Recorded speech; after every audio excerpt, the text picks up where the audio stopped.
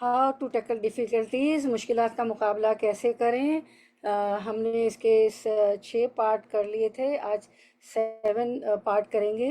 دنیاوی تکالیف اور مصائب کا مقابلہ کرنے کے 43 طریقے، تو مختلف طریقے تھے۔ یقین رکھو کہ جو مصیبت تمہیں پہنچی ہے یقیناً وہ اللہ کی طرف سے ہے اور اسی کی مشیت اور ارادے سے نازل ہوئی ہے۔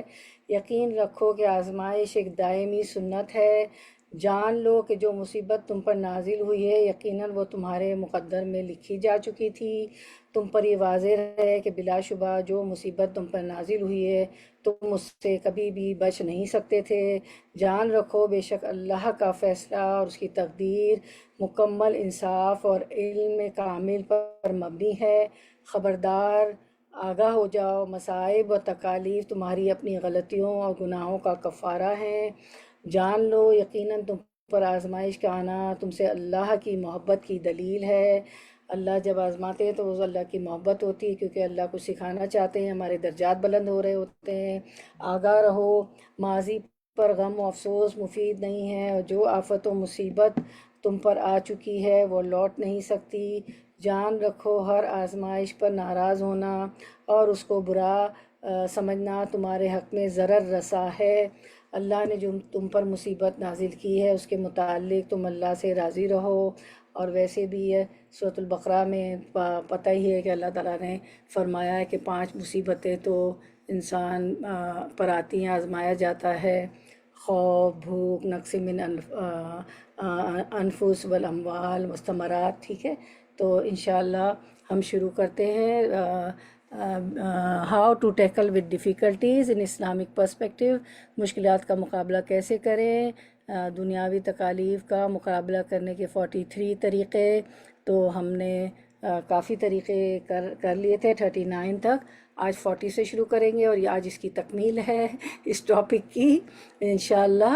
تو یہ آخری پارٹ ہے اس کا، تو ہم شروع کرتے ہیں۔ نحمدہ و نصلی علی رسولہ الکریم، اما بعد فاعوذ باللہ من الشیطان الرجیم، بسم اللہ الرحمن الرحیم۔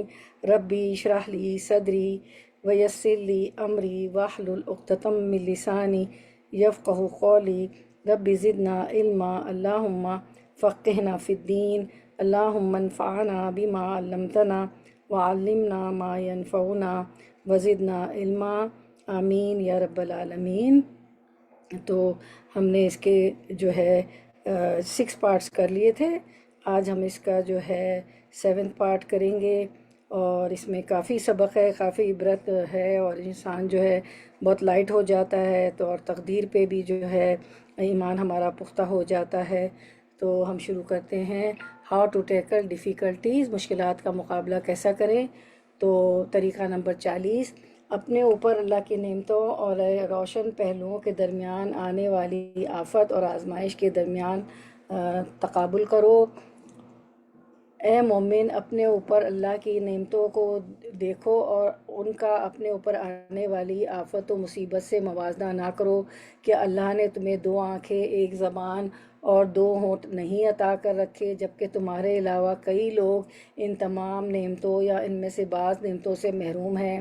کیا ایسا نہیں ہے کہ تم امن و سکون کے ساتھ سوتے ہو اور تمہارے علاوہ کئی لوگوں کی آنکھوں سے خوف و فکر نے نیند اڑا رکھی ہے؟ کیا اللہ نے تم کو عقل جیسی نعمت سے نہیں نوازا ہے، جبکہ تمہارے علاوہ کئی لوگ دیوانے اور مجنون کہلاتے ہیں؟ کیا اس طرح نہیں کہ اللہ نے تمہیں مال کی فراوانی عطا کر رکھی ہے، جبکہ تمہارے علاوہ کتنے ہی لوگ ہیں جو اس مال سے محروم ہیں، غریب ہیں؟ تمہارے پاس بیوی، بچے، پرآسائش گھر اور خوبصورت گاڑی ہے، جبکہ تمہارے علاوہ دوسرے کئی لوگ ان سہولتوں سے یا ان میں سے بعض سہولتوں سے محروم ہیں۔ ان کے علاوہ کتنی نعمتیں تمہیں حاصل ہیں۔ صدق دل سے، سچے دل سے اپنی طرف نگاہ دوڑاؤ اور تعصب کی اینک اتار کر دیکھو تو تمہیں اپنے اوپر اللہ کی بے شمار نعمتیں دکھائی دیں گی۔ اللہ تعالیٰ فرماتے ہیں وَإِن تَعُدُّوا نِعْمَتِي لَا تُحْصُوهَا۔ علامہ ابن سعدی رحمہ اللہ نے کہا، نیز مومن کو لائق ہے کہ جب اس کو کوئی آفت و مصیبت پہنچے یا وہ اس سے خوف زدہ ہو تو اپنے اوپر دینی اور دنیاوی نعمتوں اور اس آفت و مصیبت کے درمیان موازنہ کرے، پس موازنے کے بعد اس کو معلوم ہوگا کہ اس پر نعمتیں بہت زیادہ ہیں، اور اس کو جو مصیبت پہنچی ہے وہ ان نعمتوں کے مقابلے میں بہت کمزور اور ہلکی ہے۔ اللہ سبحانہ تعالیٰ فرماتے ہیں سورۃ ابراہیم 34، وَآتَاكُم مِّن كُلِّ مَا سَأَلْتُمُوهُ وَإِن تَعُدُّوا نِعْمَتَ اللَّهِ لَا تُحْصُوهَا، اور تمہیں ہر اس چیز میں سے دیا جو تم نے اس سے مانگی، اور اگر تم اللہ کی نعمت شمار کرو تو اسے شمار نہ کر پاؤ گے۔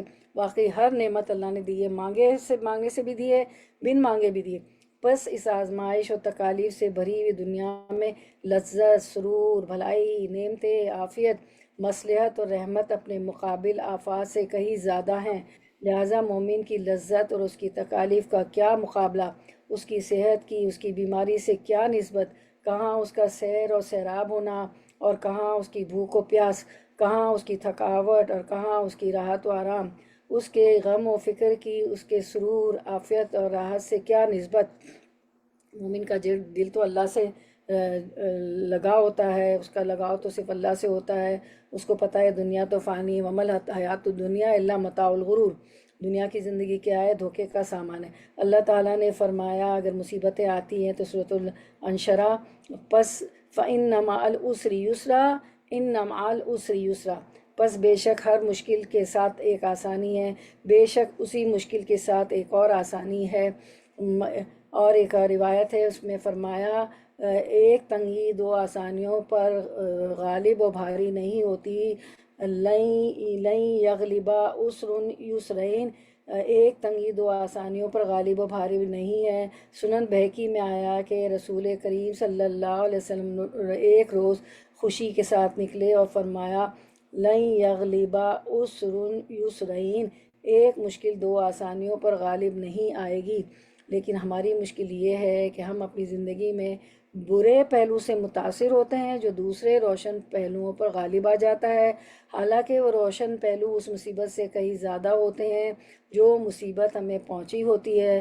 اگر ہم اپنی زندگی میں اپنے اوپر اللہ کی نعمتوں اور روشن پہلوؤں کو دیکھیں تو ہمیں معلوم ہوگا کہ وہ کہیں بہتر اور زیادہ ہیں۔ ہمیں اس حقیقت کا بھی ادراک ہوگا کہ بلا شبہ جو چیزیں ہماری خوشی کا باعث بنتی ہیں وہ ان چیزوں سے کہیں زیادہ بڑی بھی ہوتی ہیں جو ہمیں بری لگتی ہیں اور ہمیں غمگین کرتی ہے۔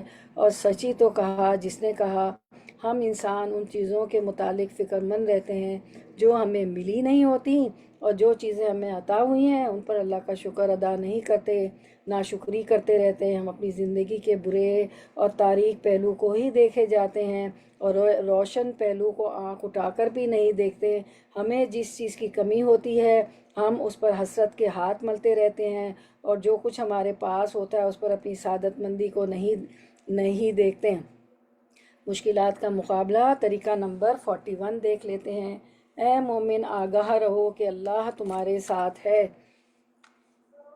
اللہ جل وعلا اپنے متقی اولیاء کے ساتھ ہے، وہ ان کی حفاظت کرتا ہے اور اپنی اس آنکھ کے ساتھ ان کی نگرانی کرتا ہے جو سوتی نہیں، اور وہ اپنی نگرانی کے ساتھ ان کی حفاظت کرتا ہے، کبھی ان سے جدا نہیں ہوتا۔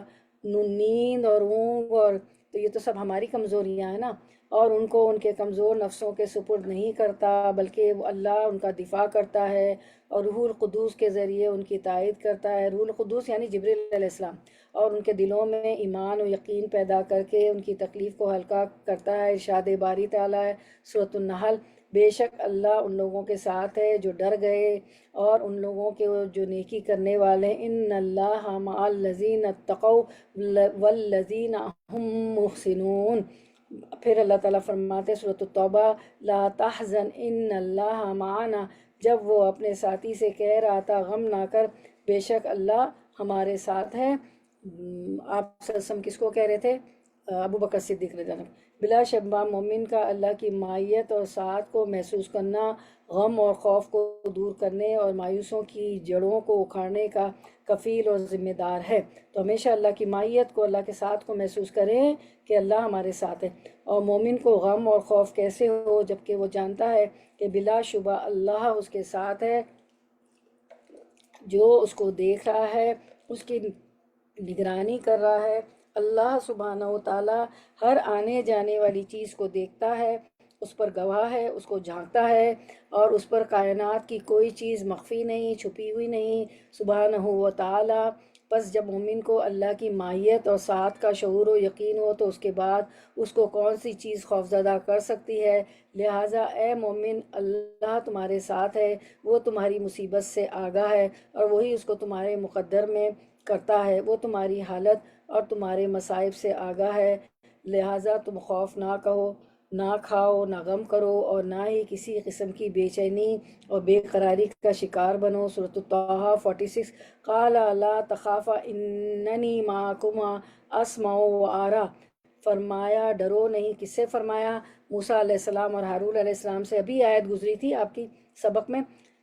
فرمایا ڈرو نہیں، بے شک میں تم دونوں کے ساتھ ہوں، میں سن رہا ہوں اور دیکھ رہا ہوں جب فرعون کے پاس بھیجا تھا۔ بس جب بھی تیرے ہیلے وسیلے تنگ پڑ جائیں اور تیری امیدیں منقطع ہو جائیں تو جان رکھو اے مومن، اللہ تمہارے ساتھ ہے، اور دنیا جتنے بھی ظلم کرے اللہ مومن کے ساتھ ہوتا ہے، وہ اس کو ہرگز تنہا نہیں چھوڑے گا، اور اللہ جس کے ساتھ ہو پس نصرت و تائید اس کی معاون ہوگی، کامیابی اس کے قدم چومے گی، اور توفیق اس کی ساتھی ہوگی۔ اور جب بھی معاملات الجھ جائیں اور مشکلات سے دوچار ہو جائیں تو اللہ تعالیٰ عنقریب مومن کو ان کے درمیان میں سے صحیح سلامت اور مالا مال کر کے نکال دے گا۔ یا الہی، ہمیں جو بھی مشکلات ہیں ہم سب کو یا الہی صحیح سلامت اور مالا مال کر کے نکال دیجئے۔ یا الہی، ہمیں تو پتہ ہے کہ مومن کو کانٹا بھی چبھتا ہے، تو آپ ہمارے درجات بلند کرتے ہیں انشاءاللہ۔ طریقہ نمبر 42، اپنے اوپر آنے والی آزمائش کا مقابلہ کرو اور تمام ممکنہ اسباب کو بروئے کار لاؤ۔ آزمائش کے سامنے دست بستہ کھڑے نہ ہو جاؤ، بلکہ تم پر لازم ہے کہ تم اچھے انجاموں کو یاد کر کے، اجر و ثواب کو یاد رکھ کر، جلد کشادگی کی امید اور اس جیسی دیگر چیزوں کو یاد کر کے اپنے نفس پر سے آزمائش کے اثر اور اس کے بوجھ کو دور کرو، اور ہر ممکن اسباب کو اختیار کرو، جیسا کہ رسول اللہ صلی اللہ علیہ وسلم نے فرمایا، وَاحرص علی ما ینفعک ولا تعجز، اور اس چیز کی حرص کرو جو تمہیں فائدہ دے، اور عاجز ہو کر مت بیٹھ جاؤ۔ تدبیریں کرنی، عاجز ہو کے نہیں بیٹھنا۔ اسباب کو بروئے کار لانا کشادگیوں کے دروازے کھول دیتا ہے، اور اسباب کو اختیار کرنے میں کوتاہی کرنا ان چیزوں سے جو انسان کو کمزور اور عاجز کر دیتی ہے۔ لہٰذا جب آپ بیمار ہوں تو اللہ کے متعلق حسن ظن رکھو، تلاوت قرآن اور مسنون دعاؤں کے ساتھ اپنے دل کو نرم کرو۔ سورۃ الفاتحہ، الحمدللہ رب العالمین۔ تو اس کے متعلق ایک حدیث ہے، رسول اللہ صلی اللہ علیہ وسلم نے چند صحابہ 300 آدمیوں کو، صحابہ کو ایک سفر کے لیے روانہ ہوئے جسے انہیں طے کرنا تھا۔ راستے میں انہوں نے عرب کے ایک قبیلے میں پڑاؤ کیا اور چاہا کہ قبیلے والے ان کی مہمانی کریں۔ اس زمانے میں کوئی سیریا، کوئی موٹیل اور ہوٹلز تو ہوتے نہیں تھے، تو جو ہے بستی والے جب بھی کوئی نئے آدمی آتے تھے تو ان کو بورڈنگ لوجنگ کھانا رہنا دیتے تھے۔ تو انہوں نے چاہا کہ عرب کے ایک قبیلے میں پڑاؤ کیا اور چاہا کہ قبیلے والے ان کی مہمانی کریں، لیکن قبیلے والوں نے انکار کیا صحابہ کرام کو۔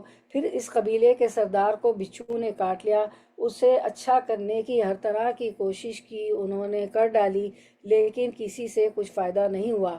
قبیلے والوں نے کوشش کی، بچھو نے کاٹا، مگر اس سردار کو فائدہ نہیں ہوا۔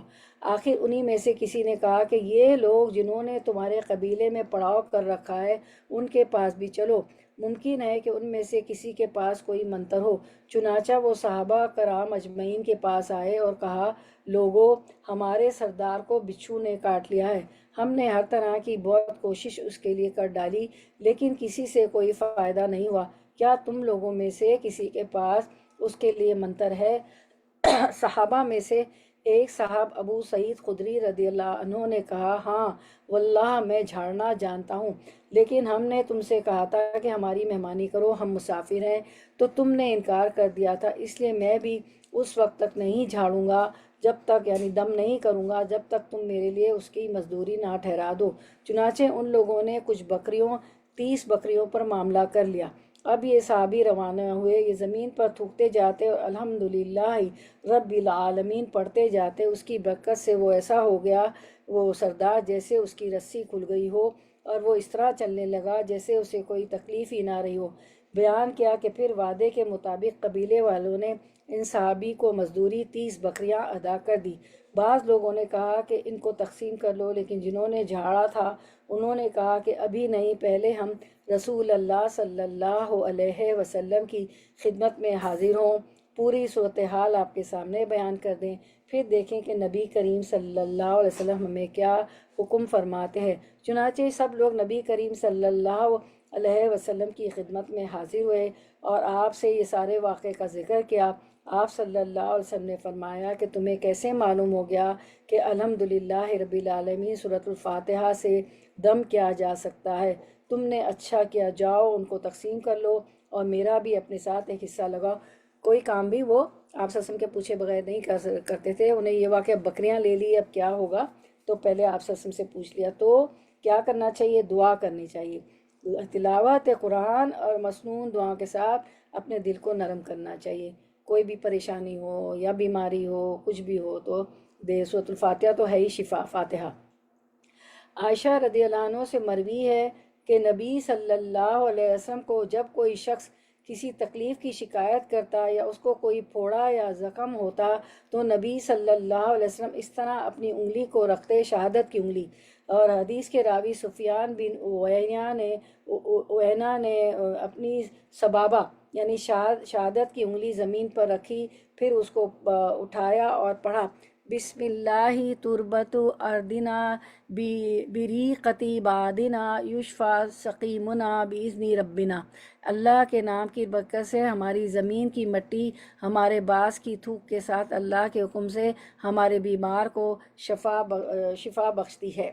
آپ صلی اللہ علیہ وسلم اپنے گھر کے کسی فرد کو یوں دم کرتے کہ آپ اپنا دایاں ہاتھ یعنی سیدھا ہاتھ اس پر رکھتے اور پڑھتے، اللہم رب الناس اذھب الباس واشفی انت الشافی لا شفاء الا شفاؤک شفاء لا یغادر سقما۔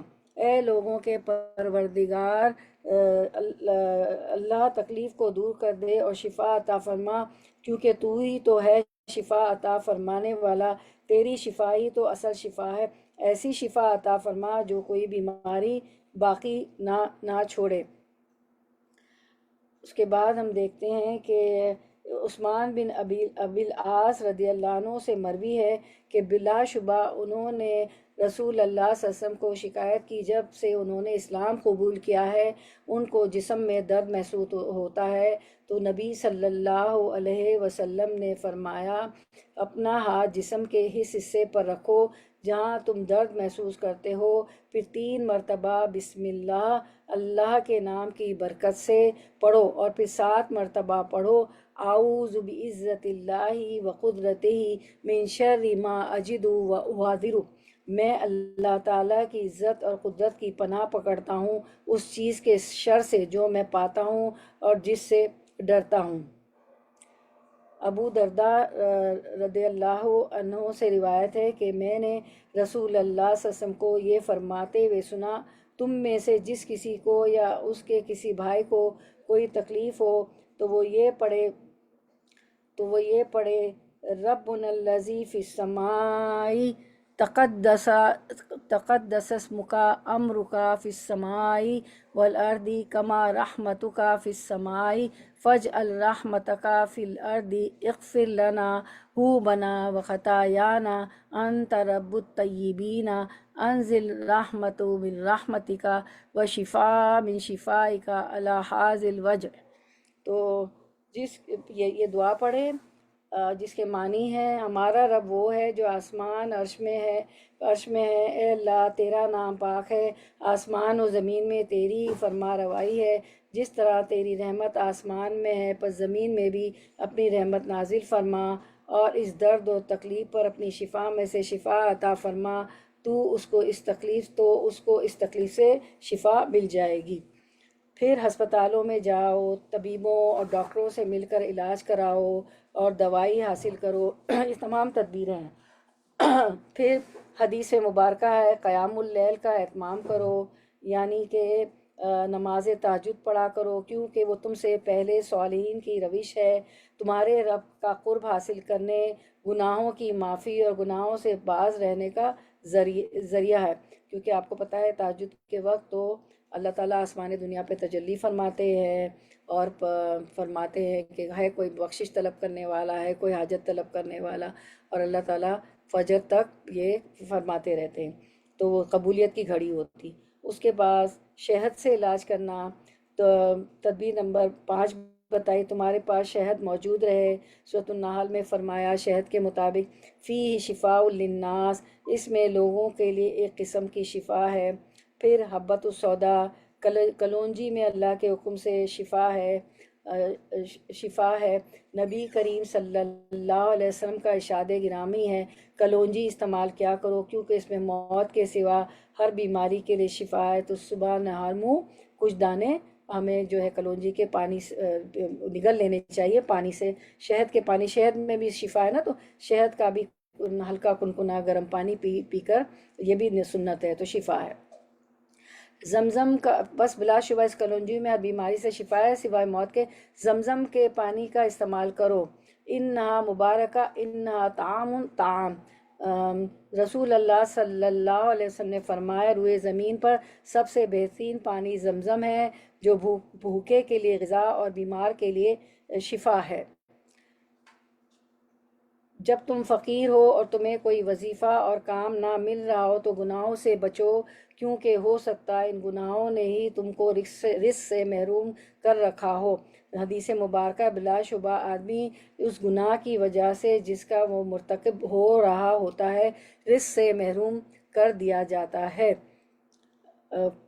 سورۃ الطلاق 2 اور 3، وَمَن يَتَّقِ اللَّهَ يَجْعَل لَّهُ مَخْرَجًا وَيَرْزُقْهُ مِنْ حَيْثُ لَا يَحْتَسِبُ، جو اللہ سے ڈرے گا وہ اس کے لیے نکلنے کا کوئی راستہ بنا دے گا اور اسے رزق دے گا جہاں سے وہ گمان نہیں کرتا۔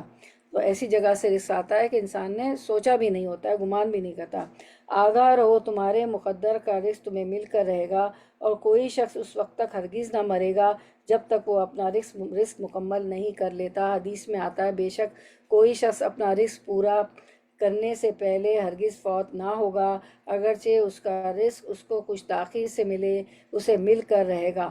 فقر و فاقہ سے مت ڈرو، اپنے فقر و فاقہ کو اللہ کے سامنے پیش کرو اور صرف اسی سے اس کی شکایت کرو، اور جس شخص کو فاقہ پہنچا تو اس نے اس کو اللہ کے سامنے پیش کیا اور اسی سے شکایت کی، پس اللہ اس کو جلد یا بدیر ضرور رزق سے نوازے گا۔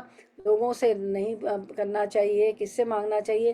اللہ سے مانگنا چاہیے، اور بلا شبہ اللہ پر سچا توکل اور بھروسہ کرو، اور اگر بلا شبہ تم اللہ پر ویسے بھروسہ کرو، حدیث ہے جیسے اس پر بھروسہ کرنے کا حق ہے، تو تم پرندوں کی طرح رزق دیے جاؤ گے جو صبح کو خالی پیٹ روانہ ہوتے ہیں اور سیر ہو کر شام کو واپس لوٹتے ہیں۔ گناہوں سے توبہ اور استغفار کو لازم پکڑو اور اسے اپنا وطیرہ بناؤ۔ نوح علیہ السلام نے سورۃ النوح میں آیت 10 اور 11 سے نوح علیہ السلام کی زبانی اللہ تعالیٰ نے کہلوایا، فَقُلْتُ اسْتَغْفِرُوا رَبَّكُمْ إِنَّهُ كَانَ غَفَّارًا يُرْسِلِ السَّمَاءَ عَلَيْكُمْ مِدْرَارًا وَيُمْدِدْكُمْ بِأَمْوَالٍ وَبَنِينَ وَيَجْعَلْ لَكُمْ جَنَّاتٍ وَيَجْعَلْ لَكُمْ أَنْهَارًا۔ تو میں نے کہا یعنی نوح علیہ السلام، اپنے رب سے معافی مانگ لو، یقیناً وہ ہمیشہ سے بہت معاف کرنے والا ہے، وہ تم پر بہت برستی ہوئی بارش اتارے گا اور وہ مالوں اور بیٹوں کے ساتھ تمہارے لیے نہریں جاری کر دے گا۔ فرمان نبی ہے صلی اللہ علیہ وسلم، جس شخص نے استغفار کو اپنا وطیرہ بنایا اور اللہ تعالیٰ اس کے لیے ہر غم سے بچنے اور ہر تنگی سے نکلنے کی راہ بنا دیتا ہے اور اس کو وہاں سے رزق دیتا ہے جہاں سے اس کو گمان بھی نہیں ہوتا، تو ضرور استغفارات پڑھا کریں، کوئی سا بھی جو آپ کو آتا ہو۔ نماز میں جو سجدے میں پڑھتے ہیں، اللہم اغفر لی ذنبی کلہ دکہ جلہ اولہ آخرہ علانیتہ، استغفر اللہ العظیم الذی لا الہ الا هو الحی القیوم واتوب الیہ، یہ والی استغفار تو جو میدان جنگ سے بھی بھاگا ہوتا ہے اس کو بھی اللہ معاف کر دیتے ہیں۔ بہت طرح کے استغفارات ہے، اور جہاں استغفارات ہو رہے ہوتے ہیں، ہمارے پرسوں کے درس میں بھی تھا کہ وہاں عذاب نہیں آتا اللہ کا۔ کام اور نوکری تلاش کرو، مایوسی ترک کر دو اور ممکنہ اسباب کو بروئے کار لاؤ۔ حرام مال کی طمع نہ کرو، چاہے وہ تھوڑا ہی ہو، اور دھوکہ دہی اور خیانت سے بچو۔ لوگوں کے مال کی طمع نہ کرو اور حد الوسع لوگوں سے بے پرواہی اختیار کرو۔ جب تمہارے لیے رزق کا دروازہ کھل جائے تو اس کو لازم پکڑو، اگرچہ وہ تھوڑا ہی کیوں نہ ہو۔ دعا کو لازم پکڑو، اللہم رب السماوات ورب الارضین وربنا ورب کل شیء وفالق الحب والنوى ومنزل التوراۃ والانجیل والقرآن، اعوذ بک من شر کل ذی شر انت آخذ بناصیتہ، انت الاول فلیس قبلک شیء وانت الآخر فلیس بعدک شیء وانت الظاہر فلیس فوقک شیء وانت الباطن فلیس دونک شیء وانت الظاہر فلیس فوقک شیء وانت الباطن فلیس دونک شیء اقض عنا الدین واغننا من الفقر۔ اے اللہ، آسمانوں اور زمین کے رب، عرش عظیم کے رب، ہمارے اور تمام چیزوں کے رب، دانے اور گٹھلی کو پھاڑنے والے، فالق الحب والنوى، تورات اور انجیل اور فرقان نازل کرنے والے، میں ہر اس چیز کے شر سے تیری پناہ چاہتا ہوں جس کی پیشانی تو پکڑے ہوئے ہے۔ اے اللہ، تو ہی اول ہے، پس تجھ سے پہلے کوئی چیز نہیں، تو ہی آخر ہے، پس تیرے بعد کوئی چیز نہیں، تو ہی ظاہر ہے، بس تجھ سے اوپر کوئی چیز نہیں، اور تو ہی باطن ہے، بس تیرے سوا کوئی چیز نہیں۔ ہم سے قرض ادا کر دے اور ہمیں فقر اور غربت سے غنی کر دے۔ یہ حفاظت کی دعا بھی ہے اور قرض کی بھی دعا ہے۔ سہیل رضی اللہ عنہ سے روایت کے ہے کہ جب ہم میں سے کوئی سونے لگتا تو ابو صالح اسے حکم دیتے کہ دائیں کروٹ پر سو اور یہ دعا پڑھو۔ یہ مسنون دعا ہے۔ مسنون دعائیں وہ ہوتی جو اللہ سنت سے ثابت ہیں، جو اللہ کے رسول صلی اللہ علیہ وسلم نے سکھائی ہیں، اور قرآنک دعائیں وہ جو ہوتی ہیں جو قرآن میں ہیں۔ جب تمہیں جیل میں ڈالا جائے تو اللہ کی حمد بیان کرو۔ آپ کو پتہ نا، عالموں کو جو دین کا کام کرتے تھے ان کو جیلوں میں بھی ڈالا جاتا تھا، اور ڈالا جاتا بھی ہے، اور ان کو قتل بھی کر دیا جاتا ہے۔ اللہ کی ہم جب تمہیں جیل میں ڈالا جائے تو اللہ کی ہم بیان کرو، تمہیں مارا جائے گا اور نہ ہی سزا دی جائے گی۔ یقیناً تم سے پہلے بھی بہت سے عظیم لوگ گرفتار ہوئے جو تمہارے لیے نمونہ ہے۔ جان لو کہ قید کے ایام محدود اور محسوب ہے جو جلد ختم ہو جائیں گے۔ اور وہ جیلوں میں بھی کتابیں لکھتے تھے، اتنا لکھتے تھے کہ کہتے تھے ہم نے دنیا کی زندگی میں روٹین ورک میں اتنا کام نہیں کیا جتنا ہم جیلوں میں بیٹھ کے لکھے ہیں اور لکھا اور پڑھا ہے۔ اور ہر گزرنے والے دن پر خوش ہوتے رہو کیونکہ وہ تمہیں رہائی کے قریب کر دے گا۔ بس رات کو چھٹنا ہی ہے اور ہٹکڑی کو ٹوٹنا ہی ہے۔ غم نہ کرو کیونکہ اللہ تمہارے ساتھ ہے۔ سورۃ النحل 128۔ ان اللہ مع الذین اتقوا والذین هم محسنون، بے شک اللہ ان لوگوں کے ساتھ ہے جو ڈر گئے اور ان لوگوں کو جو نیکی کرنے والے ہیں۔ اس آزمائش پر صبر کرو تاکہ اللہ کے حکم سے اس کے بعد تمہیں نعمت اور خوشحالی نصیب ہو۔ کثرت سے دعا کرتے رہو، جان رکھو کہ بلا شبہ اللہ تعالیٰ تم پر اس آزمائش کو ہمیشہ باقی نہیں رکھے گا۔ رہائی کی لذت کو یاد کرو اور اپنے نفس سے اس کے متعلق باتیں کرو، انشاءاللہ وہ قریب ہے۔ جب تم کو کوئی ظالم بری دھمکی دے یا تم کسی حاسد کے شر سے ڈرو تو اس سے مت ڈرو، کیونکہ وہ بشر ہے، نفع اور نقصان کا مالک نہیں ہے۔ اگر تمہارے بس میں ہے تو اس سے دور رہنے کی کوشش کرو، اس کے شر سے اللہ کی پناہ مانگو، اذکار اور وظائف کے ساتھ بچاؤ اختیار کرو۔ اللہ سے ڈرو اور اپنے گناہوں سے توبہ کرو، اپنی غلطیوں کی اصلاح کرو۔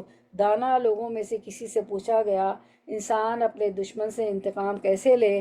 تو اس نے کہا، اپنے نفس کی اصلاح کے ساتھ اچھے انداز میں اس کا دفاع کرو، اپنے نفس کو اس برے سلوک پر مطمئن کرو جس کی تم توقع رکھتے ہو کہ وہ تمہارے ساتھ روا رکھنے کی طاقت رکھتا ہے، پھر اس کو ہلکا سمجھتے ہوئے اس کا سامنا کرنے کے لیے تیار رہو۔ آگاہ رہو کہ بلا شبہ وہ ہرگز تمہیں اس سے زیادہ نقصان پہنچانے کی قدرت نہیں رکھتا جو تیرے مقدر میں لکھ دیا گیا ہے، چاہے وہ اس کے لیے کتنے ذرائع اختیار کر لے۔ لہٰذا تم مطمئن رہو، کوئی نقصان نہیں پہنچا سکتا۔ اگر ہمارے نصیب میں لکھا ہے تب بھی نقصان پہنچے گا۔ جادو بھی لکھا ہوتا ہے تو اثر کرتا ہے، نظر بد بھی جب لکھی ہوتی تو اثر کرتی ہے، ورنہ نہیں۔ خوب جان لو کہ بلا شبہ بری تدبیر کا وبال تدبیر کرنے والے پر ہی پڑتا ہے۔ جو کسی لیے کنواں کھودتا ہے کسی کے لیے، وہ خود ہی اس میں گر جاتا ہے۔ جب تمہارا کوئی قریبی اور پیارا فوت ہو جائے تو اپنا معاملہ اور کام اللہ کے سپرد کرو۔ آگاہ رہو کہ اس کے لیے صدقہ جاریہ والے کام کرنے چاہیے۔ آگاہ رہو کہ بلا شبہ اس بات کا امکان ہی نہ تھا کہ وہ موت سے بچ جاتا، کیونکہ جب موت ہے تو زندگی بھی ہے۔ گزرتے ہوئے ایام کے متعلق بیٹھے مت سوچتے رہو، ماضی میں نہیں رہنا، آگے بڑھنا ہے۔ اپنے آپ کو کسی مباح اور جائز کھیل میں مصروف کرو تاکہ تم اپنے دل سے غموں کے بوجھ کو ہلکا کر سکو۔ اپنے نفس کو کسی ایسے مفید اور نفع بخش کام میں مشغول کرو جس کی طرف تمہارا نفس مائل ہے، تاکہ تم اس صدمے کو جو تمہیں پہنچا ہے بھول سکو۔ صبر کرو اور اس صبر پر ثواب کی امید رکھو۔ حدیث میں آتا ہے، میرا وہ مومن بندہ جس کے دنیا کے گھر والوں میں سے کسی پیارے کو میں فوت کر دوں اور وہ اس پر صبر کرتے ہوئے ثواب کی امید رکھے تو میرے پاس اس کے لیے جنت کے سوا کوئی بدلہ نہیں۔ اسے صحیح بخاری 6424 نے روایت کیا۔ اپنے نفس کو یہ عظیم ثمرہ یاد دلاؤ تاکہ تمہارے دل سے اس آزمائش کا بوجھ ہلکا ہو جائے۔ جب تمہیں تمہارے وطن سے نکال دیا جائے تو اپنا معاملہ اللہ کے سپرد کر دو۔ ان بیچارے اسکالرس کو تو وطن سے بھی نکالا جاتا تھا۔ اللہ کے متعلق حسن ظن رکھو اور جان لو کہ آج بھی آپ بہت اچھی طرح جانتی ہیں، ابھی میں نام نہیں لوں گی، ہمارے ایک بہت بڑے اسکالر وطن سے نکالے گئے، وہ سعودی عرب گئے، پھر پتہ نہیں وہ کون سے ملک گئے۔ اللہ کے متعلق حسن ظن رکھو اور جان لو کہ اس نے تمہیں شر سے دور اور خیر کے قریب کیا ہے۔ بلا شبہ تم مخلوق سے افضل و بہتر انسان محمد صلی اللہ علیہ وسلم بھی اپنے وطن سے نکالے گئے اور تمہارے لیے ان میں نمونہ ہے۔ مکے سے مدینہ نکلنا پڑا تھا نا آپ سب کو مکے سے۔ جس مصیبت سے تم دوچار ہوئے اس سے گھبراؤ نہیں، کیونکہ وہ آزمائش تو تمہارے مقدر میں لکھی ہوئی تھی۔ والقدر خیرہ وشرہ من اللہ تعالی والبعث بعد الموت۔ یہ ہمارا ایمان ہے کہ اچھی اور بری تقدیر اللہ کی طرف سے ہے اور موت کے بعد اٹھائے جاؤں گی۔ اپنے وطن واپسی کی امید رکھو، شاید کہ تمہاری واپسی قریب ہو۔ جب تم اولاد سے محروم اور بانجھ ہو تو کثرت سے استغفار کرو۔ فقلت سورۃ النور میں آتا ہے، فَقُلْتُ اسْتَغْفِرُوا رَبَّكُمْ إِنَّهُ كَانَ غَفَّارًا يُرْسِلِ السَّمَاءَ عَلَيْكُمْ مِدْرَارًا وَيُمْدِدْكُمْ بِأَمْوَالٍ وَبَنِينَ وَيَجْعَلْ لَكُمْ جَنَّاتٍ وَيَجْعَلْ لَكُمْ أَنْهَارًا۔ تو میں نے کہا اپنے رب سے معافی مانگ لو، یقیناً وہ ہمیشہ سے بہت معاف کرنے والا ہے، وہ تم پر بہت برستی ہوئی بارش اتارے گا اور وہ مالوں اور بیٹوں کے ساتھ تمہارے لیے نہریں جاری کر دے گا۔ اس دعا کو لازم پکڑ لو۔ اور آپ لوگوں کو ایک واقعہ بھی یاد ہے کہ عمر رضی اللہ عنہ کے پاس اور امام بصری کے پاس جو بھی آتا تھا کہ ایک آیا کہ میرے پاس مال کی کمی ہے، کھیتی باڑی نہیں ہو رہی ہے، اولاد نہیں ہے، تو وہ ہر آنے والے کو کہتے تھے کہ استغفار پڑھو۔ تو حضرت عمر رضی اللہ عنہ سے کہا لوگوں نے کہ جو آتا ہے مسئلے لے کے اس کو آپ کہتے ہیں کہ استغفارات پڑھو۔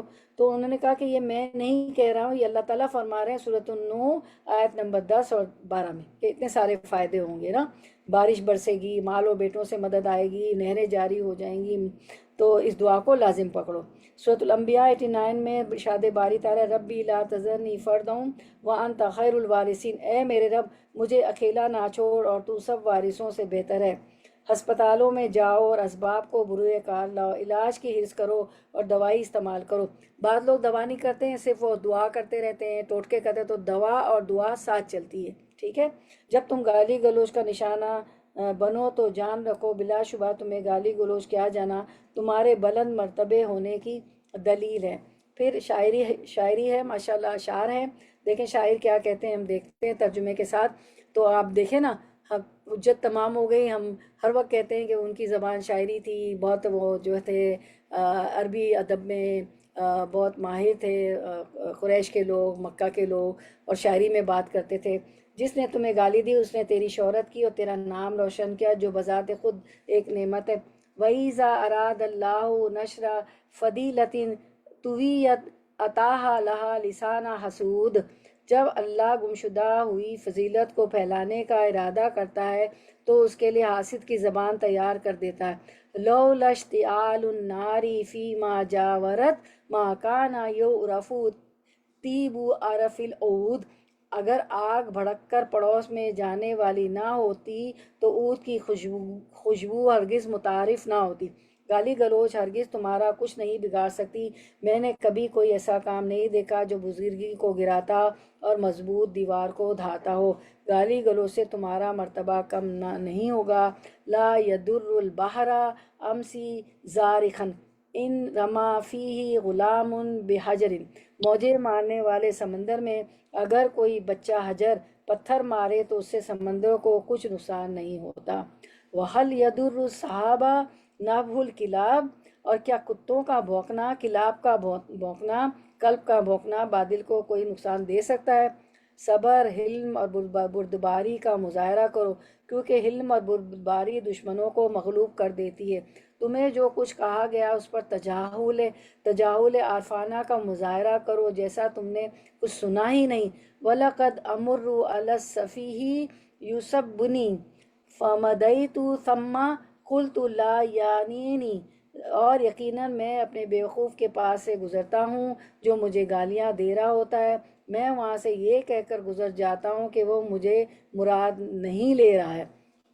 اذا نطق السفیہ فلا تجبہ فخیر من اجابته السکوت، جب بیوقوف بولے تو اس کو جواب نہ دو، سکوت اختیار کرو، کیونکہ اس کو جواب دینے سے خاموشی اختیار کرنا بہتر ہے۔ کہ وہی ہے نا کہ کیچڑ میں پتھر ڈالیں گے تو وہ اسپلیش ہو کے چھینٹے اڑیں گے، جب تو اس لیے پتھر نہیں پھینکنا، خاموشی رہنا۔ انبیاء کو بھی گالی گلوچ کی گئی اور تمہارے لیے نمونہ ہے۔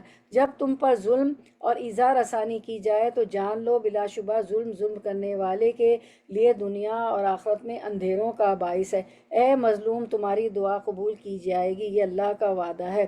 جس نے تم پر ظلم کیا تم اس کو معاف کر دو، تمہاری قوت و عزت میں اضافہ ہوگا۔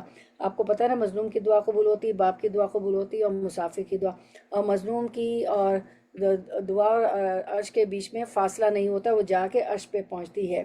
پھر حدیث مبارکہ ہے، کسی کو معاف کرنے کے سبب اللہ تعالیٰ معاف کرنے والے کی عزت میں اضافہ ہی کرتا ہے۔ اور یہ بھی کہا گیا کہ سب سے اشرف انتقام عفو درگزر کرنا ہے۔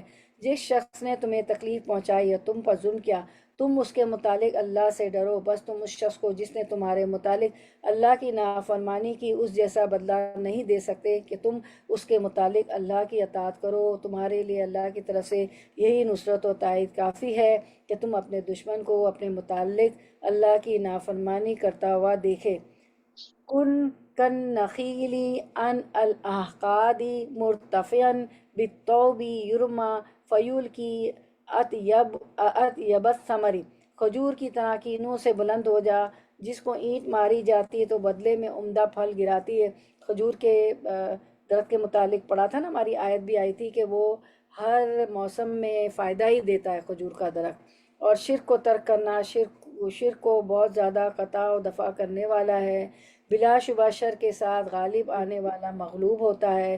جب تم مقروض ہو تو علی رضی اللہ عنہ سے مروی ہے کہ ایک مکاتب غلام ان کے پاس آیا اور عرض کی، بلا شبہ میں اپنی مکاتبت کی رقم ادا کرنے سے عاجز آ گیا ہوں، لہٰذا میری مدد کی جائے۔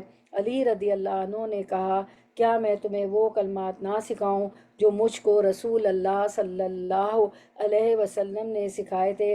اگر تم پر ایک بڑے پہاڑ کے برابر بھی قرض ہوگا تو اللہ تعالیٰ اس کو تم سے دور کر دے گا۔ انہوں نے کہا، پڑھو، اللہم اکفنی بحلالک عن حرامک واغننی بفضلک عمن سواک۔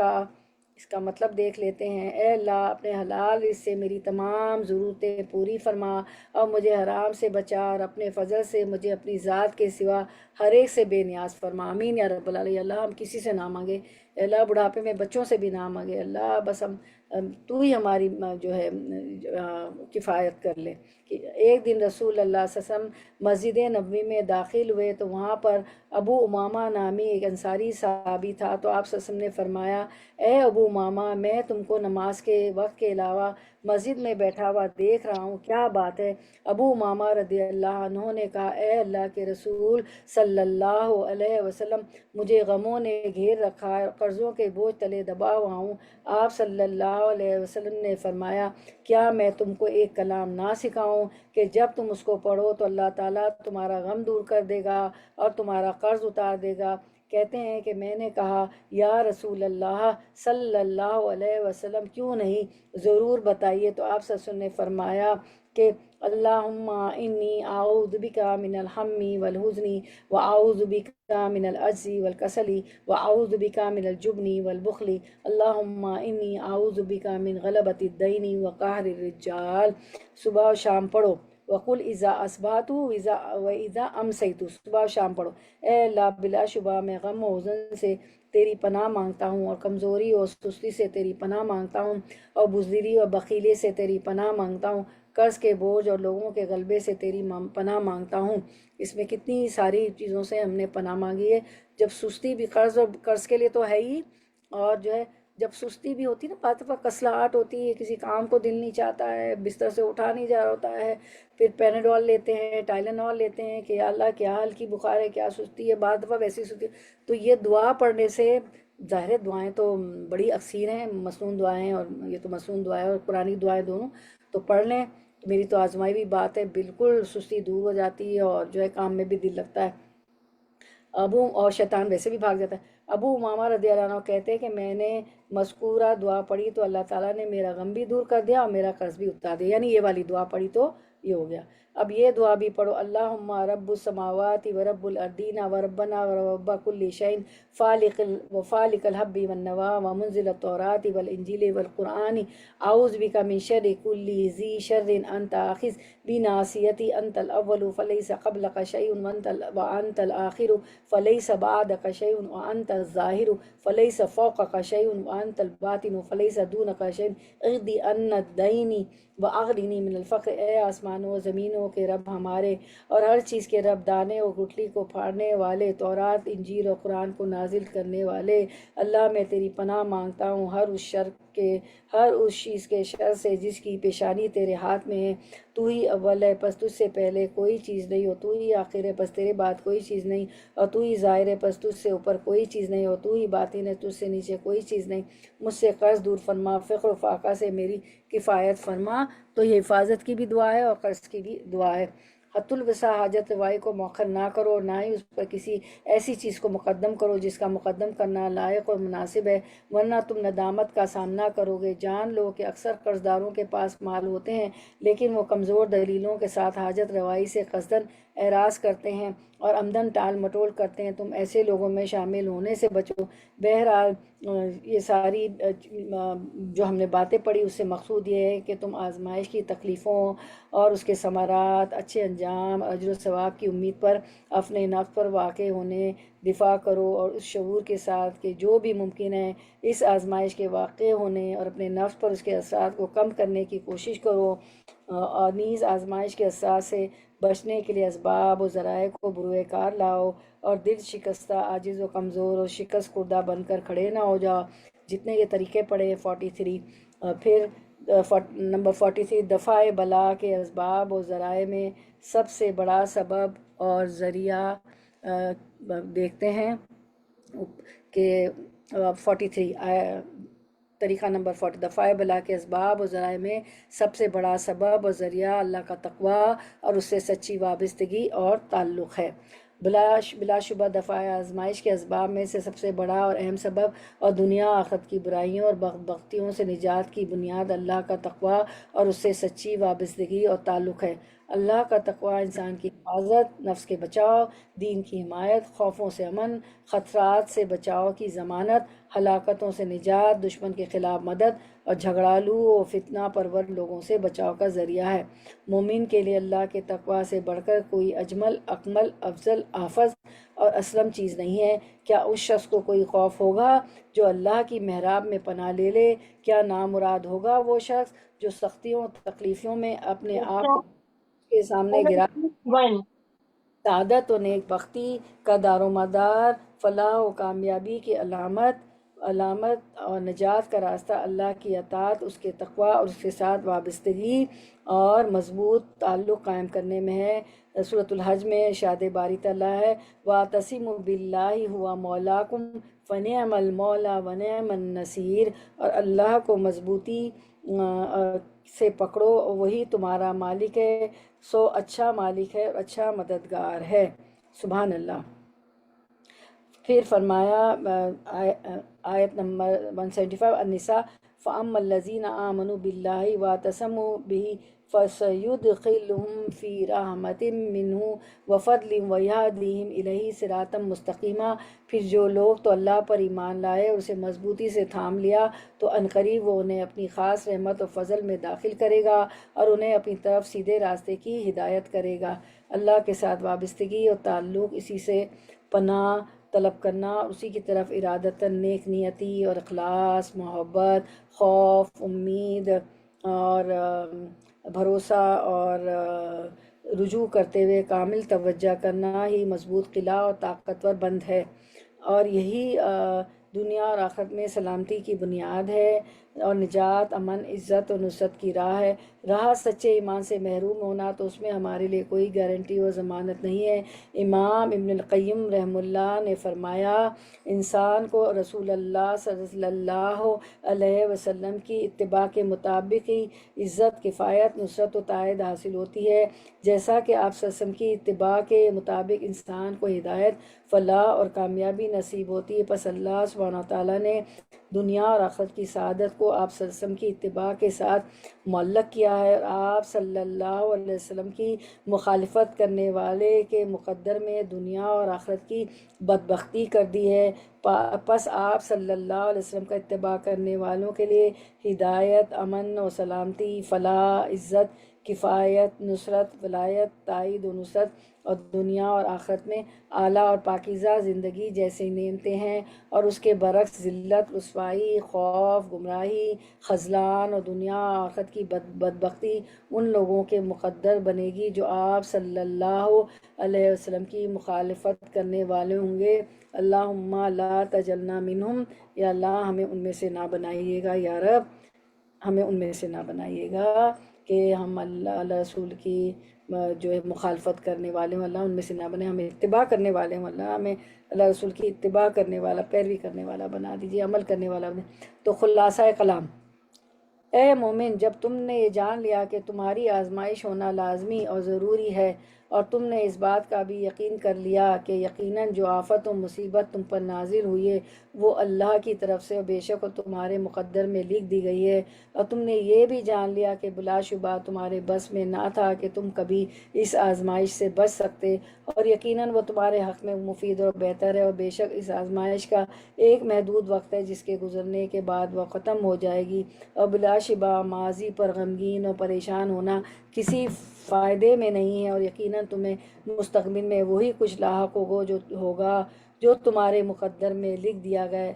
اور اے مومن، جب تم نے اپنا معاملہ اللہ کے سپرد کر دیا اور اس پر بھروسہ کیا، اور اللہ کے متعلق اس نے ظن رکھا اور ممکن اسباب کو اختیار کیا، اور تم نے یقین کر لیا کہ بلا شبہ نفع و نقصان اللہ کے ہاتھ میں، اور تم اللہ پر راضی و خوش رہے اور اس کام میں لگے رہے جس کا تمہیں اللہ تعالیٰ نے حکم دیا ہے۔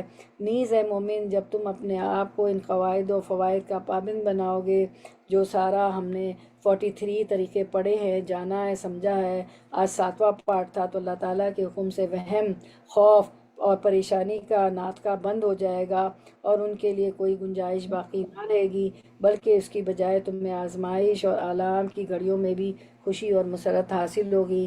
اللہ تعالیٰ اکیلا ہی معاون و مددگار ہے، اور اسی پر توکل بھروسہ ہے۔ وَعَلَى اللَّهِ فَلْيَتَوَكَّلِ الْمُؤْمِنُونَ، نیکی کرنے کی طاقت اور گناہ سے بچنے کی ہمت صرف اللہ بزرگ و برتر کی طرف سے ہے، بزرگ و برتر کی طرف ہی سے ہے۔ لا حول ولا قوت الا باللہ، نیکی کرنے کی طاقت اور گناہ سے بچنے کی ہمت صرف اللہ بزرگ و برتر کی طرف سے ہی ہے۔ اللہ کی طرف سے درود و سلام ہو ہمارے نبی صلی اللہ علیہ وسلم، ان کی آل اور تمام صحابہ کرام پر۔ تو آپ لوگوں کو مبارک ہو۔ یہ آپ کا جو ٹاپک چل رہا تھا کہ ہاؤ ٹیکل ود ڈیفیکلٹیز، مشکلات کا مقابلہ کیسا کریں، دنیاوی تکالیف و مصائب کا مقابلہ کرنے کے 43 طریقے، 43 طریقے، الحمدللہ اینڈ کو پہنچا ماشاءاللہ، بہت مبارک ہو۔ اب اس پہ ہم عمل کریں گے انشاءاللہ، ٹھیک ہے۔ تو یہ تھا ہاؤ ٹو ٹیکل ڈیفیکلٹیز، مشکلات کا مقابلہ کیسے کریں، تو اس کو ہم دیکھ لیتے ہیں۔ 43 ways to cope with worldly suffering, وہ 43 طریقے کیا تھے اس کو ہم دیکھتے ہیں انشاءاللہ۔ چلے دیکھتے ہیں کیا تھا ہیڈنگ ہماری 43، ہاؤ ٹو ٹیکل ڈیفیکلٹیز، مشکلات کا مقابلہ کیسے کریں۔ تو 43 طریقے دیکھ لیتے ہیں۔ 43 طریقے ہاؤ ٹو ٹیکل ڈیفیکلٹیز، مشکلات کا مقابلہ کیسے کریں۔ 43 ways to cope with worldly suffering, دنیاوی تکالیف و مصائب کا مقابلہ کرنے کے 43 طریقے سے پوائنٹس دیکھیں گے، تفسیر آپ کر چکے ہیں تو، اور یہ ریکارڈنگ ہماری یہ سارے 43 ویز 7 پارٹس میں یوٹیوب پہ بھی ہیں۔ طریقہ نمبر 1، یقین رکھو کہ جو مصیبت تمہیں پہنچی ہے یقیناً وہ اللہ کی طرف سے ہے اور اس کی مشیت و ارادے سے نازل ہوئی ہے۔ 2، یقین رکھو کہ آزمائش ایک دائمی سنت ہے۔ 3، جان لو کہ جو مصیبت تم پر نازل ہوئی یقیناً وہ تمہارے مقدر میں لکھی جا چکی تھی۔ 4، تم پر یہ واضح رہے کہ بلا شبہ جو مصیبت تم پر نازل ہوئی ہے تم اس سے کبھی بھی بچ نہیں سکتے تھے۔ 5، جان رکھو بے شک اللہ کا فیصلہ، اس کی تقدیر مکمل انصاف اور علم کامل پر مبنی ہے۔ 6، خبردار، مصائب و تکالیف تمہاری اپنی غلطیوں اور گناہوں کا کفارہ ہے۔ 7، جان لو یقیناً تم پر آزمائش کا آنا تم سے اللہ کی محبت کی دلیل ہے۔ 8، آگاہ رہو ماضی پر غم و افسوس مفید نہیں ہے اور جو آفت و مصیبت تم پر آ چکی ہے وہ لوٹ نہیں سکتی۔ 9، جان رکھو ہر آزمائش و مصیبت پر ناراض ہونا اور اس کو برا سمجھنا تمہارے حق میں ضرر رسا ہے۔ 10، اللہ نے جو تم پر مصیبت نازل کی ہے اس کے متعلق تم اللہ سے راضی رہو۔ 11، آگاہ رہو بے شک مستقبل میں تمہیں وہی تکلیف و مصیبت پہنچے گی جو اللہ نے تیرے نصیب میں لکھی ہوگی۔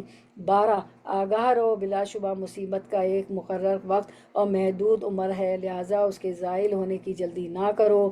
13، جان لو بلا شبہ تم اکیلی آزمائش و تکلیف میں مبتلا نہیں ہو، بہت سے لوگ، سب کو اللہ آزماتے ہیں۔ 14، آگاہ رہو تمہارا آزمائش میں مبتلا ہونا اس میں مبتلا نہ ہونے سے بہتر ہے۔ 15، آگاہ رہو بلا شبہ آزمائش کا راستہ انبیاء، اولیاء اور عظماء کا راستہ ہے۔ 16، آزمائش آنے سے پہلے اپنے آپ کو محفوظ کر لو، دعائیں اور اذکار ہم نے سب پڑھے سیکھے جانے۔ 17، آگاہ رہو یقیناً آزمائشوں سے گزر کر ہی فتح و نصرت کامیابی حاصل ہوتی ہے۔ 18، جان لو خفیہ چال چلنے والوں کو ہی گھیر لیتی ہے، جان لو خفیہ چال چلنے والوں کو ہی گھیر لیتی، جو آپ کے خلاف چال چلے گا وہ خود ہی اس چال میں گر جائے گا، جو کنواں دوسروں کے لیے کھودتا ہے خود اس میں گر جاتا ہے۔ 19، جان رکھو بے شک نفع اور نقصان اللہ کے ہاتھ میں ہے اور یقیناً تمام معاملات کی لگامیں اسی کے ہاتھ میں ہیں، اس کے علاوہ تو صرف اسباب ہے جن کو اللہ سبحانہ و تعالیٰ مقدر کرتا ہے۔ 20، یاد رکھو جب تم سختی اور مصیبت پر صبر کرو گے وہ تمہارے لیے عطیہ اور نعمت بن جائے گا۔ 21، جان رکھو کہ تکلیف اور آزمائش ضروری ہے۔ 22، تم زیادہ برے احتمالات کے وقوع کو فرض کرو اور توقع رکھو۔ 23، حدود اللہ کی حفاظت کرو، یعنی جتنے احکام ہیں اللہ تعالیٰ کے ان کو مان کے چلنا ہے، قرآن و سنت پہ چلنا ہے۔ 24، گناہوں سے توبہ کرو۔ نمبر 25، آگاہ رہو اللہ عز و جل آزمائش و مصیبت کے ذریعے تمہاری تربیت کرتا ہے اور تمہیں خالص بناتا ہے۔ 26، تم پر لازم ہے کہ تم غیر اللہ سے بے نیاز ہو کر صرف اللہ سے مدد طلب کرو اور اسی پر بھروسہ کرو، شرک و بدعت چھوڑ دینی ہے۔ 27، تمہیں اللہ پر کامل اعتماد اور بھروسہ ہونا چاہیے، وَعَلَى اللَّهِ فَلْيَتَوَكَّلِ الْمُتَوَكِّلُونَ۔ 28، تم اللہ کے متعلق حسن ظن اور یقین رکھو، اللہ تعالیٰ انسان کے گمان کے ساتھ ہے، جیسا گمان ہوتا ہے ویسے ہے۔ 29، تم اپنا معاملہ اللہ کے سپرد کر دو تو تمام چیزیں آسان ہو جائیں گی۔ 30، تم اللہ کی طرف سے عوض اور بدلے کی امید رکھو، اللہ تعالیٰ ضرور بدلہ دیتے ہیں، اچھی جزا دیتے ہیں، اچھے کاموں کا اچھا اجر دیتے ہیں۔ 31، اے مومن آگاہ رہو کہ بے شک بہترین انجام تمہارا ہی ہے۔ 32، جان لو اللہ تعالیٰ کی عظیم حکمتیں ہیں جن کی حقیقت کا ادراک تمہاری کمزور بشری عقل نہیں کر سکتی کہ اس کی کیا حکمت ہے، کیوں مصیبت آئے، وہ کچھ سکھانا چاہتے ہیں ہمیں۔ اللہ تعالیٰ ہمارے درجات بلند کرتے ہیں اور مومن کو تو کانٹا بھی چبھتا ہے تو درجات بلند ہوتے ہیں۔ 33، طریقہ نمبر 33، دعا کے ساتھ آزمائش کا مقابلہ کرو۔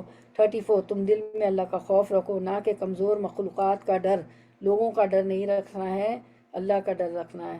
وَاخْشَوْنِی وَلَا تَخْشَوْنِ، ان سے مت ڈرو، مجھ سے ڈرو۔ 35، تم خوشحالی میں اللہ سے جان پہچان رکھو کہ وہ سختی میں تمہاری حفاظت کرے، اچھے حال میں بھی اللہ سے دعائیں کرنی، اللہ کو یاد رکھنا ہے، صرف مصیبت میں اللہ کو یاد نہیں کرنا ہے، خوشحالی میں بھی اللہ کو یاد رکھنا ہے۔ 36، تم انبیاء اور رسل کے واقعات و صحابہ کرام رضی اللہ عنہم اور ان کے بعد کے علماء و اولیاء کی سیرت کا مطالعہ کرو کیونکہ وہ بھی ہمارے رول ماڈلز ہیں۔ 37، نفع مند امور کو اپنا نصب العین بناؤ اور اس چیز کی طرف توجہ نہ کرو جو تمہارے لیے ضرر رسا ہے، جو نقصان دہ ہے اس کی طرف نہ دیکھو۔ طریقہ نمبر 38، وسوسے اور خوف سے جنگ کرو، اور وسوسے کی دعائیں بھی ہم نے بہت ساری سیکھی ہیں اس میں۔ 39، جان لو تمہارے لیے عفو اور درگزر کرنا انتقام لینے سے بہتر ہے، جو معاف نہیں کرتا اس کو معاف نہیں کیا جاتا، جو معاف کرتا ہے اس کے درجات بہت بلند ہوتے ہیں۔ 40، اپنے اوپر اللہ کی نعمتوں اور روشن پہلوؤں کے درمیان اور آنے والی آفت و آزمائش کے درمیان تقابل کرو۔ 41 اے مومن آگاہ رہو کہ اللہ تمہارے ساتھ ہے۔ 42 اپنے اوپر آنے والی آزمائش کا مقابلہ کرو اور تمام ممکنہ اسباب کو بروئے کا لاؤ، تدبیر کرنی ہے، اسباب اختیار کرنے ہیں، ہاتھ پہ ہاتھ دھر کے نہیں بیٹھنا۔ دعا کے ساتھ دفع بلا کے اسباب سب سے میوٹ کروں، بہت آوازیں آ رہی ان کے گھر سے، اسی طرح نا اتنی اچھی بات ہو رہی ہوتی ہے۔ اور دفع بلا کے اسباب اور 43 دفع بلا کے اسباب اور ذرائع میں سے سب سے بڑا سبب اور ذریعہ اللہ کا تقوی، اس سے سچی وابستگی اور تعلق ہے۔ تو یہ تھے ہمارے دنیاوی تکالیف اور مصائب کا مقابلہ کرنے کے 43 طریقے، ٹھیک ہے، مشکلات کا مقابلہ کیسے کریں، how to tackle difficulties, 43 ways to cope with worldly sufferings, دنیاوی تکالیف و مصائب کا مقابلہ کرنے کے 43 طریقے، ہاؤ ٹو ٹیکل ڈیفیکلٹیز۔ تو اللہ تعالیٰ ہمیں اس پہ عمل کی توفیق دے۔ ہاؤ ٹو ٹیکل ڈیفیکلٹیز، مشکلات کا مقابلہ کیسے کریں، 43 ways to cope with worldly sufferings, دنیاوی تکالیف و مصائب کا مقابلہ کرنے کے 43 طریقے۔ چلیں ہم اسی پہ اینڈ کرتے ہیں۔ آپ کو بہت مبارک ہو، آپ کا یہ ٹاپک جو ہے آج اس کی تکمیل ہو گئی، اور ہمیں نے بہت کچھ سیکھا، بہت سی دعائیں سیکھی، اور کس طرح صبر کرنا ہے آزمائشوں پہ۔ تو اس کو ان ریکارڈنگز کو بار بار سنیں، ٹھیک ہے، یوٹیوب پہ ہے۔ اللہم وفقنی لما تحب و ترضی، یا اللہ مجھے توفیق دے کہ میں وہ عمل کروں جس سے تو محبت کرتا ہے اور راضی ہوتا ہے۔ ربنا تقبل منا انک انت السمیع العلیم وتب علینا انک انت التواب الرحیم، وآخر دعوانا سبحان ربک رب العزت عما یصفون وسلام علی المرسلین والحمد للہ رب العالمین، وآخر دعوانا ان الحمد للہ رب العالمین۔ سبحانک اللہم وبحمدک، نشہد ان لا الہ الا انت، نستغفرک ونتوب الیک۔ السلام علیکم ورحمۃ اللہ وبرکاتہ۔ آپ میں سے کوئی بات رکھنا چاہ رہا ہو اس ٹاپک پہ تو مجھے بتائیے، آپ لوگوں کو کچھ کہنا ہو تو کون پہل کرے گا؟ بسم اللہ۔ ماشاءاللہ 7 حصوں میں گئی ہے دعا۔ بارک اللہ فی علمک و عملک و رزقکم و اوقاتکم و اہلکم و مالکم، آمین یا رب العالمین۔ چلیں کون بات رکھے گا؟